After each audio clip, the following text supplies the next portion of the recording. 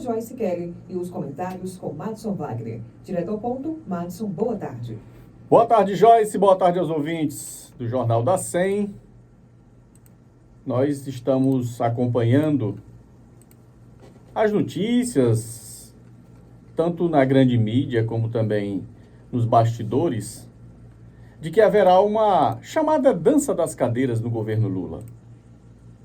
O presidente Lula já avalia, inclusive, nomear Luiz Mercadante, atualmente presidente do BNDES, como substituto de Jean Paul Prats no comando da Petrobras.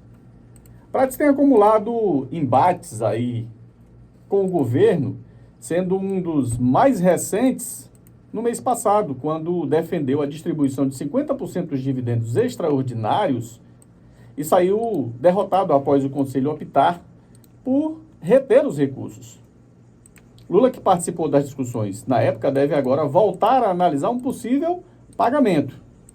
Uma eventual saída para Prats voltou a ser mencionada após a entrevista que deu à Folha de São Paulo o ministro das Minas e Energias, Alexandre Silveira. O titular da pasta, Alexandre Silveira, reconheceu que há um conflito entre o seu papel e o do presidente da Petrobras, embora tenha acrescentado que vê divergências como salutar e não como pessoal.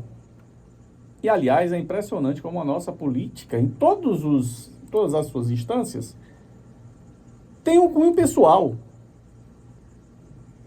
O cunho pessoal está sempre envolvido, assim como a cobrança política. Muitas vezes não é nem por resultados. Nessa chamada dança das cadeiras, que o governo Lula deve promover até os próximos dias, até o final deste mês, a principal cobrança entre os ministros é uma só. Vocês não estão repercutindo. Não, mas nós estamos fazendo bem o nosso papel, tecnicamente, presidente. Mas não estão repercutindo, ninguém ouve falar em vocês. Vocês precisam aparecer mais. É esse o discurso. Ou seja, não interessa o que você está fazendo, se é bom ou se é ruim, se tecnicamente o país ganha. O importante nesse momento, acredito que, motivado pelo boom das redes sociais, é você aparecer. Qual seria a solução, então? Cada ministro encontrar um, entre aspas, abacaxi para colocar na cabeça? Para tentar aparecer? Isso não é rede social. Isso é um país. Isso precisa ser levado a sério. Nós já não temos bons técnicos trabalhando nos ministérios, principalmente aqueles que comandam. Agora você imagina esses nomes mais preocupados em aparecer, como se diz no jargão das redes sociais, mais preocupado em lacrar do que realmente trazer soluções para o país. Não dá para a gente ser pautado pelo que se vê nas redes sociais, pela repercussão que se vê. A avaliação que a gente faz é que o governo está mais preocupado com a própria propaganda do que com os resultados que pode trazer ao país. O problema é que a gente vê muito pouco de coisa nova. Já falei aqui em outros comentários e repito, o governo Lula, até agora, só resgata, só reedita programas que já foram experimentados. É preciso ter algo novo. É preciso ter algo que diga assim, eu cheguei e vim para mudar. Mas mudar o todo. Não é mudar o governo que passou. Não é fazer diferente do governo que estava de plantão nos últimos anos. Não. É fazer novo, inclusive, o seu próprio governo. É olhar para o próprio umbigo e dizer assim, eu posso fazer melhor.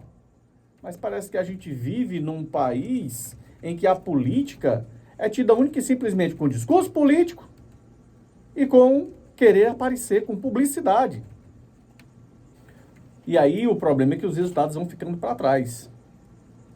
Vão ficando muito para trás. E por falar em o próprio olhar simplesmente para o próprio umbigo, diante da pouca aderência, né, do eleitorado, vamos dizer assim, evangélico, depois de 1 ano e 4 meses de mandato, o presidente Lula começou a rodar os estados, fazer um discurso direcionado para tentar atrair o segmento perdido desde o avanço do bolsonarismo. Você entendeu como é que funciona a lógica? O presidente tem evidenciado, né, no seu discurso não só em Pernambuco, ontem, mas tem evidenciado uma lógica da chamada política petista. Ele quer, ao mesmo tempo, mostrar que é diferente, mas não abre mão da polarização que marcou a última eleição. E aí, além de tentar modular o seu discurso, né, o presidente faz uma estratégia de lançamento de uma campanha publicitária, chamada, sabe como? Fé no Brasil. Fé no Brasil. O governo acredita que vai conseguir jogar holofotes sobre programas sociais. O problema é que os programas sociais são reeditados. Não tem nada de novo. Os nossos presídios continuam do mesmo jeito. A nossa população continua sofrendo. Ah, mas a economia melhorou um pouco, é verdade. Mas será que na velocidade para recuperar o que nós perdemos nos últimos anos? Ao inaugurar uma obra ontem, ligada à transposição do Rio São Francisco, no município de Arco Verde, Lula citou Deus 11 vezes. A palavra milagre 16 vezes. E mencionou fé em 5 momentos. Chegou a classificar de milagre da fé as obras de seu governo no Estado, depois de criticar quem usa o nome de Deus em vão. E aí ele disse o seguinte: vejo a fábrica de mentiras que tem na fake news, que vocês acompanham, um bando de lixo, né? Uma fábrica podre que parece um bando de lixo. E eu fico me perguntando, qual é a estratégia dentro de um discurso desse? Onde você leva um debate político para o lado pessoal. Política não pode ser pessoal. E ainda mais vinda de um presidente da República, que é referência e que dá o parâmetro para que os seus seguidores, porque é assim, né? Lula e Bolsonaro, na maioria das vezes, naquele núcleo mais duro da sua militância, ou dos seus seguidores, ele se faz repetir. E esse discurso do ódio, que é tão pregado como sendo do ex-presidente Bolsonaro, começa a incorporar, desde que assumiu a presidência, o atual presidente Lula.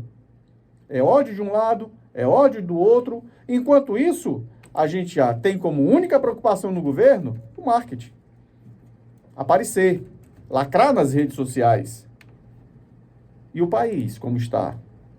Bom, o país está decidindo ainda se vai investir em alguns setores ou se vai privilegiar outros, como, por exemplo, a política, que já tem muitos privilégios.